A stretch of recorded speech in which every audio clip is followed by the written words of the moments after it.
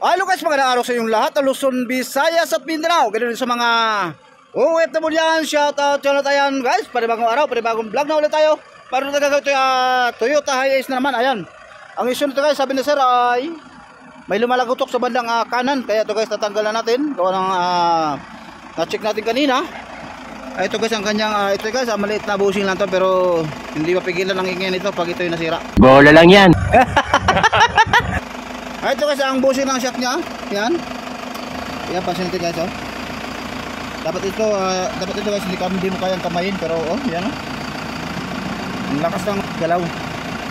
Kaya ito guys, huwag natin patagalin. Gawa ng, ito yung sobrang init na naman ngayon. Samahan nyo kami at atin ang babaklasin. Okay. Dito guys, yan.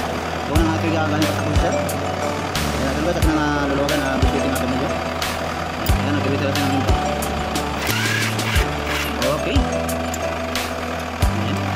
Patanggalin. 14 namang mat yan. Okay. Yun, no? So ito guys, oh. Kita natin ang bushing ni sir, oh. Wala na, kailangan na talaga sir palitan. Ayun nga ito, ang lakas ng talong dito. Ito guys, huwag natin patagalin. Samahan nyo kami at ito ang gagawin ang bushing nito, okay? Ito tanggalin natin. Okay. So ito na guys, nalinisan na natin ang shock. Ayan, okay na. Ngayon, nalagyan natin. Ito na yung ating bushing. Ayan, nakabilog na rin tayo. Ayan. Okay na. Ngayon, ibalik na natin. Ayan guys, medyo napakakit yung bushing natin. Pagkanda malaki dito guys, para mas masikip at saka mas matibay. Ayan. Ito guys, natin lang natanggalin yung pinakanto niya para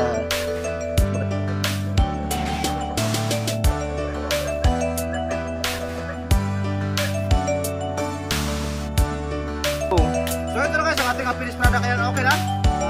Bilog at saka nasa dito yung pinakatubo niya. Guys, pati na pantay siya. Ito guys, muna dito tagalin kasi sobrang init na naman. Tagan naman ito guys, ating gawin. Ayan.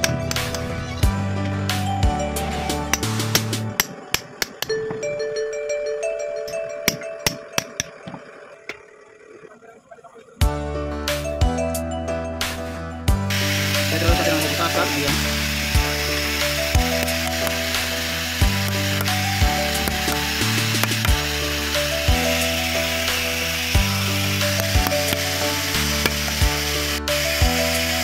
So ito guys, ating finished product. Kailangan guys, mas makapal natin ikabit para may iwasan ang galaw ng pinaka-shafting ng shock sa taas. Ayan guys, ito, huwag natin patagalin. Samahan nyo kami at atin ang ikakabit. Okay? Ito guys, pasok natin ito. Yan. Tapos, sunod natin ito. Yan. Tapos, pasok natin. Kailangan natin i-pawag mo natin ito yung baba. Yan. Tapos, pasok natin dyan, bigla. Okay. Yan na guys, oh. Okay. Ngayon, pasok natin yung dito, ilalim, 17. Yan. Okay.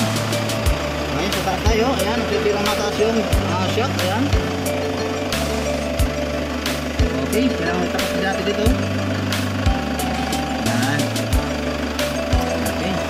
Pasok natin yung rubber. Ayan ito. Yan. Ito na guys, ang flat washer ikabit na natin.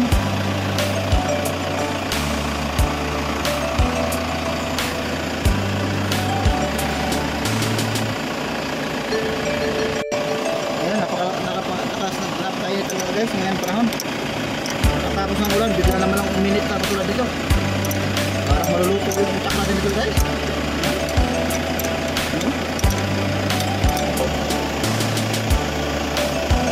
Okay.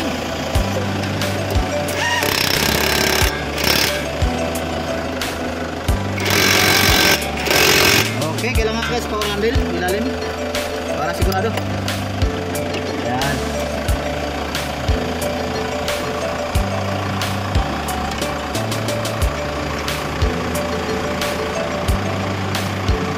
Okay.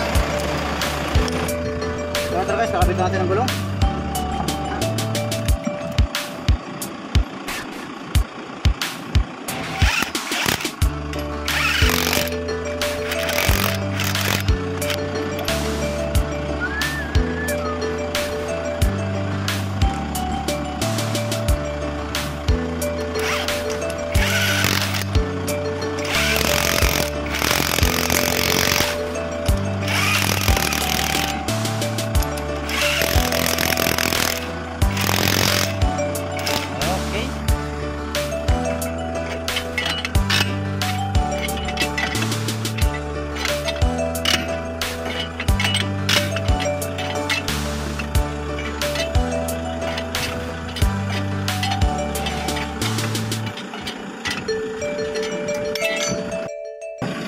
So ito na guys, tapos na tayo itong ginagawa. Hanggang dito nating video. Maraming salamat yung panood. Kaya kung gusto nyo pa nakakuha ng konting idea, please follow and share. Maraming salamat. Ayan guys, shoutout nga pala kay sir. Sir, maraming salamat sir. Ayan. Shoutout sa mga manunugis at Team Amigo. Dito naman magpagawa kay Kuya Leo, rebushing at sulit yung gawa nila, pulido. Salamat sir. Ang gamit nila ay gulong ng barko. Bola lang yan. Kakaiba. Thank you sir. Maraming salamat sir. Ingat po kayo. Thank you.